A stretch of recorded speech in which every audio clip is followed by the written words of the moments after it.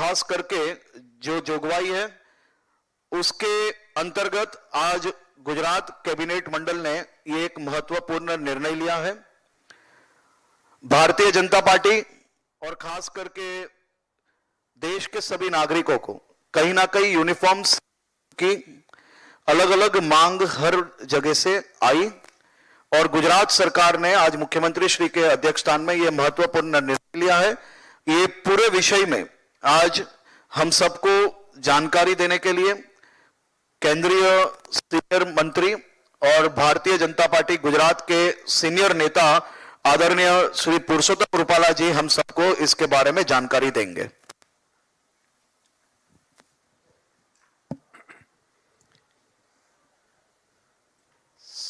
सभी प्रेस के बंधुओं को मेरा नए साल का राम राम। आप सबको मेरी ओर से ढेर सारी शुभकामनाएं। मेरे साथ इस पत्रकार परिषद में जुड़े राज्य सरकार के हमारे तेज तर्रार गृह राज्य मंत्री भाई श्री हर्ष भाई, पार्टी के हमारे महासचिव आदरणीय वाघेला साहब, हमारे सभी प्रवक्तागण भाई श्री यमल भाई, किशोर भाई, डॉक्टर द्विज भाई, मेरे पुराने साथी डांगर जी, आप सभी को जैसे हर्ष भाई ने उद्घोषित कर ही दिया है तो विषय तो आप सबके संज्ञान में आ ही गया है।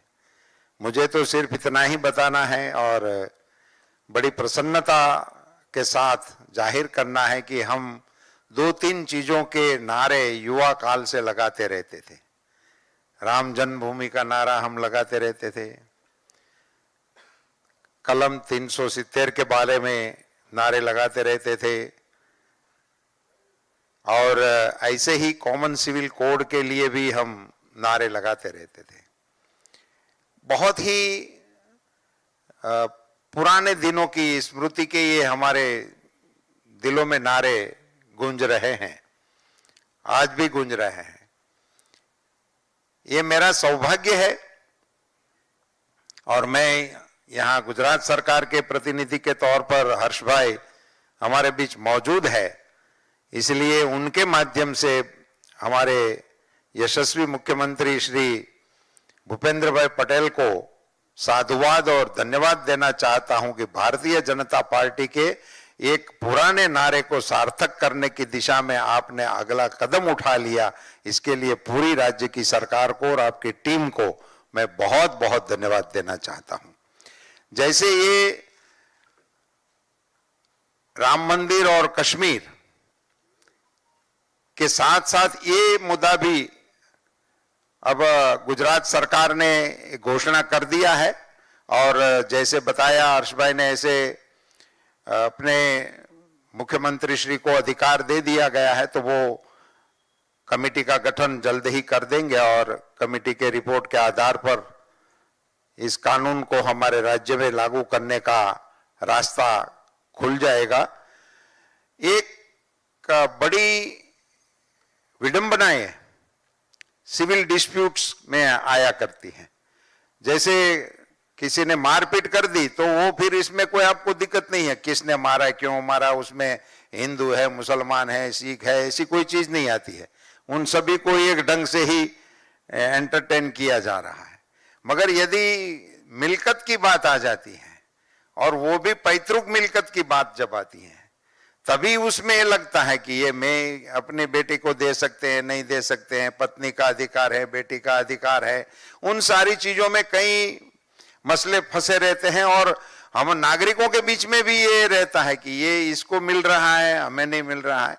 अभी तक कश्मीर को लेकर भी ये विवाद बहुत कई किस्से भी ध्यान में आते थे कि बेटी है वहां और कहीं पे इनकी शादी हो गई है तो फिर इनको अधिकार नहीं मिलता है। इन सारी चीजों को लेकर कई चीजें मसले चल रहे हैं और एक बड़ी अच्छी बात हमारे प्रधानमंत्री श्री नरेंद्र भाई मोदी जी के नेतृत्व में जब से देश में सरकार का चलना शुरू हुआ है तभी से एक नारा बहुत जोरों से आगे बढ़ रहा है, एक भारत श्रेष्ठ भारत।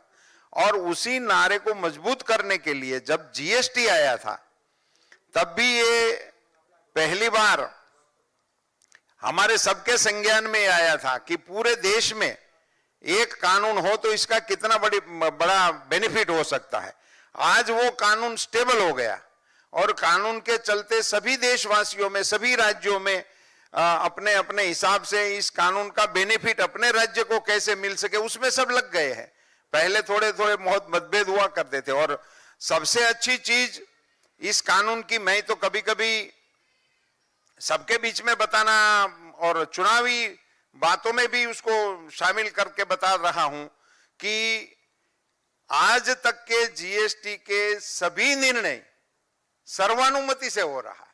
ये हमारे देश के लोकतंत्र के लिए, आस्था रखने वाले लोगों के लिए इनसे अच्छा कोई और खबर हो ही नहीं सकती है।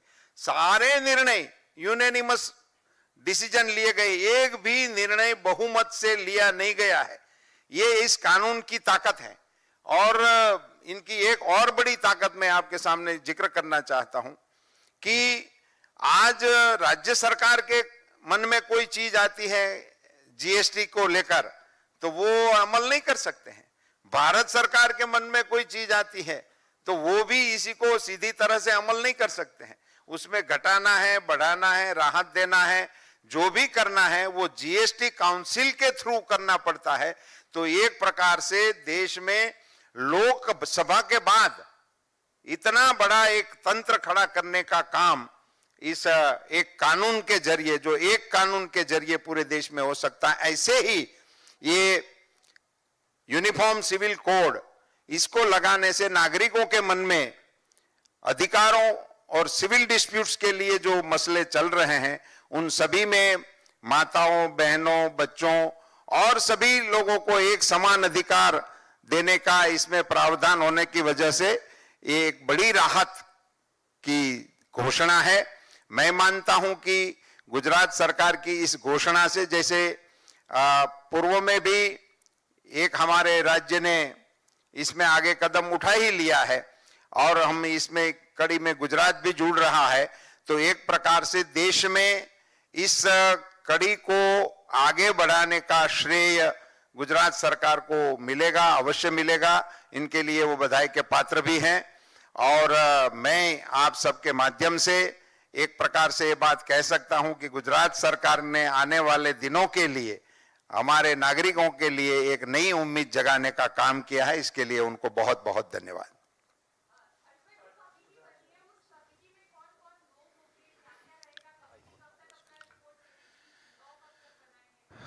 वैसे हाईकोर्ट के निवृत्त जज साहब की अध्यक्षता में एक कमेटी बनाई जाएगी। कमेटी की रचना करने का अधिकार आदरणीय मुख्यमंत्री जी को कैबिनेट ने दे दिया है। उसकी कालावधि भी तय कर दी जाएगी।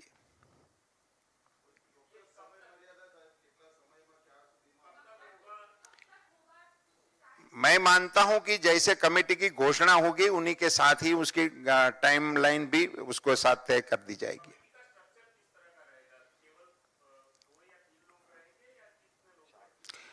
मिनिमम 4 लोग रहेंगे।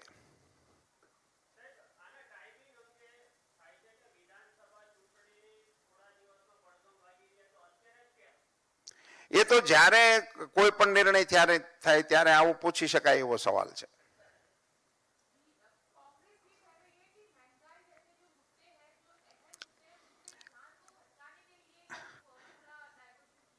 हाँ, ये उनका सवाल जरूर हो सकता है क्योंकि हम जिस दिशा में ध्यान लोगों का खींचना चाहते हैं वो उनको पसंद नहीं है, इसीलिए वो ऐसे बिंदु को इस प्रकार की बात करके टालने की कोशिश कर रहे हैं। इस देश में सभी नागरिकों को एक सा कानून हो, उसके विषय में उनकी क्या राय है वो उनको प्रकट करनी चाहिए।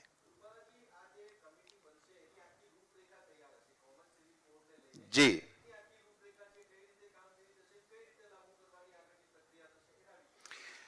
एक સરળતાથી હું આપને મારી ભાષામાં કહું કે કમિટીની રચના કરવાની નિર્ણય થઈ ગયો છે। કમિટીની રચના કરવાનો અધિકાર માનનીય મુખ્યમંત્રીશ્રીને અપાઈ ગયો છે।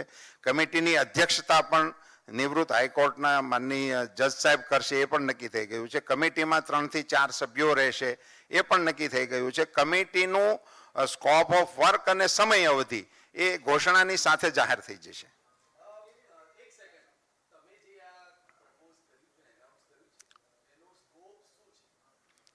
એ સ્ટેક હોલ્ડરની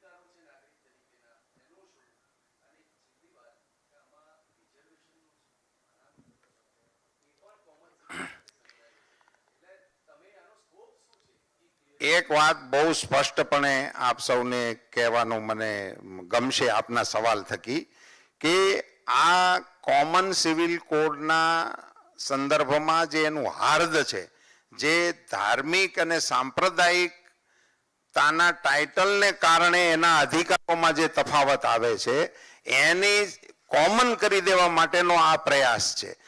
આદિવાસી એ કોઈ ધર્મ કે સંપ્રદાય નથી.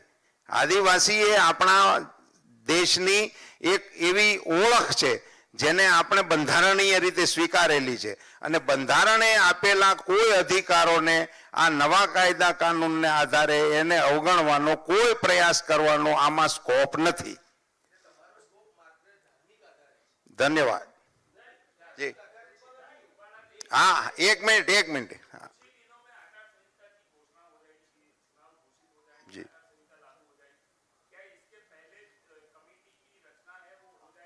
हाँ, हो जाएगी, इसके पहले हो जाएगी.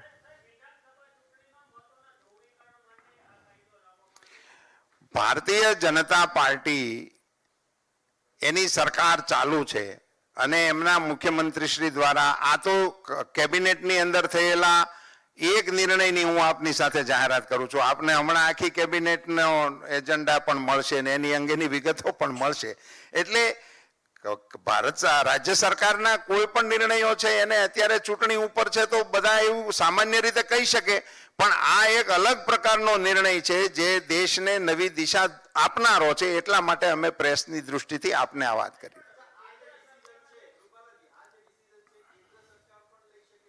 લઈ શકે.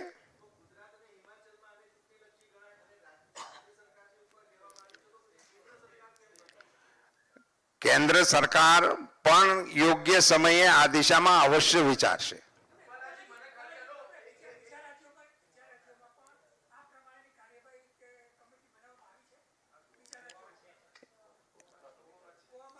નહીં, ઉત્તરાખંડમાં એકમાં જ થઈ શકે. આ તો રાજ્ય સરકારના અધિકાર પરત્વેની કાર્યવાહી છે. કર્યો તો ખરો મેં આપને. પૂછો ને, તમે ફરીથી પૂછો.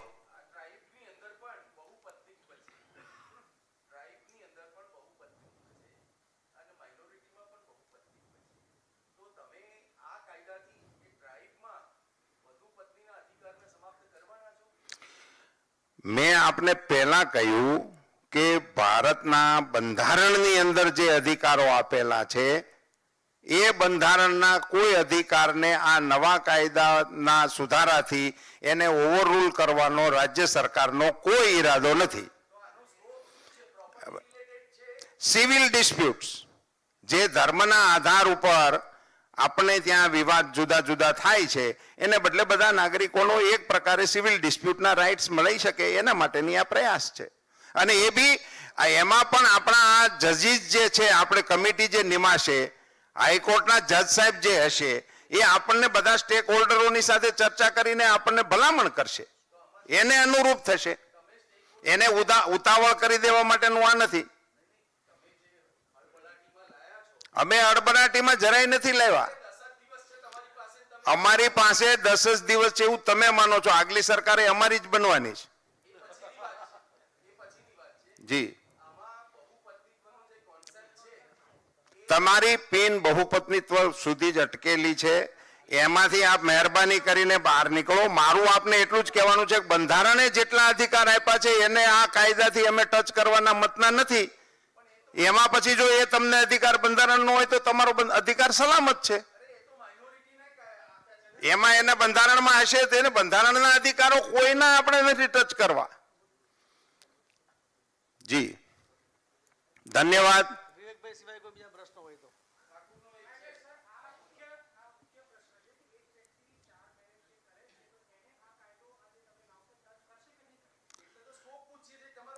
અમે તમને બહુ સ્પષ્ટ કહ્યું છે કે ધાર્મિક સાંપ્રદાયિકતાના આધાર ઉપર જે કાયદાઓ બનેલા છે એ કાયદાઓને કારણે જે સિવિલ ડિસ્પ્યુટ્સ આપણે ત્યાં જુદા જુદા ચાલે છે અને નાગરિકોમાં એક પ્રકારનો વિભ્રમ રહે છે કે ભાઈ આવો ધર્મ પાળવાને કારણે એને આ અધિકાર મળે છે, આવો ધર્મ નહીં પાળવાને કારણે એને અધિકાર નથી મળતો. એને સમાપ્ત કરવા માટે જજ સાહેબની અધ્યક્ષતામાં કમિટી બનશે. જજ સાહેબ આમાં આપણને સલાહ કરશે.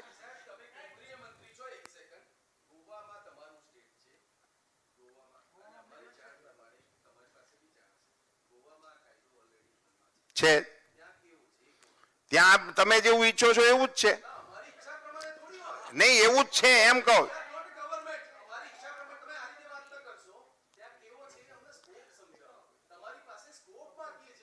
મેં આપને 2-3-4 વાર કીધું પણ તમે સ્કોપ ને કેવી રીતે લેવા માંગો છો હું નથી સમજી શકતો. હું ફરીથી તમને એમ કહું છું કે સંપ્રદાયના આધારે ધર્મના આધારે સિવિલ ડિસ્પ્યુટ્સમાં જે પ્રશ્નો ઊભા થાય છે એનું નિરાકરણ નાગરિકોમાં એક સમાન ધોરણે થાય એવા આશય સાથે રાજ્યની સરકાર આ નિર્ણય કર્યો છે અને એમાં હાઈકોર્ટના નિવૃત્ત જજ સાહેબ ની કમિટી નિમી છે. એ કમિટી આપણને ગાઈડ પણ કરશે. આપના મનમાં કંઈ હોય તો આપ એમનું ધ્યાન પણ દોરી શકો છો.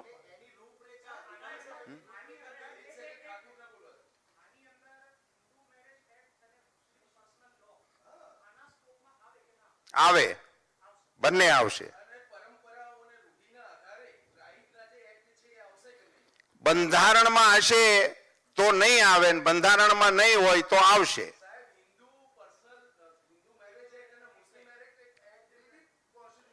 એ કોન્સ્ટિટ્યુશનમાં નથી પેલા, એ એક્ટ છે. કાયદાથી આપણે આપેલા નવા અધિકારો કાયદાઓ છે.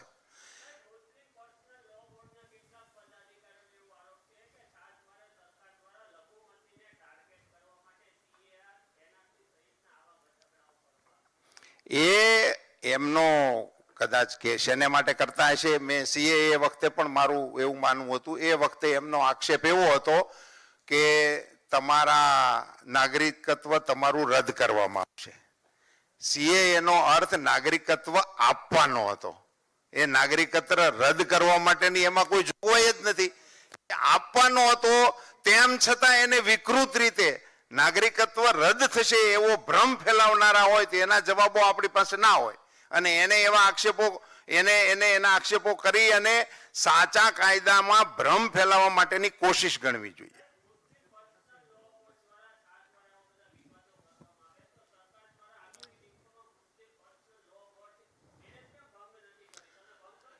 એ અલગ વિષય છે. આ કાયદો આવ્યા પછી કદાચ એના અમલીકરણની અંદર પણ આપણને જુદો ફેરફાર જોવા મળી શકે.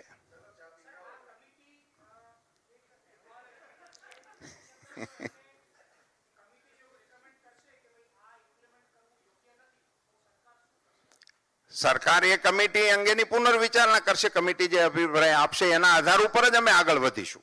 એ બાબત નિશ્ચિત છે. કમિટીના અહેવાલને અમે પૂરતું ગંભીરતાપૂર્વક મહત્વ આપવા માટે જ હાઈકોર્ટના માનનીય ન્યાયમૂર્તિ જે હોય એવાના અધ્યક્ષતાપણે આપણે કમિટી રચી છે.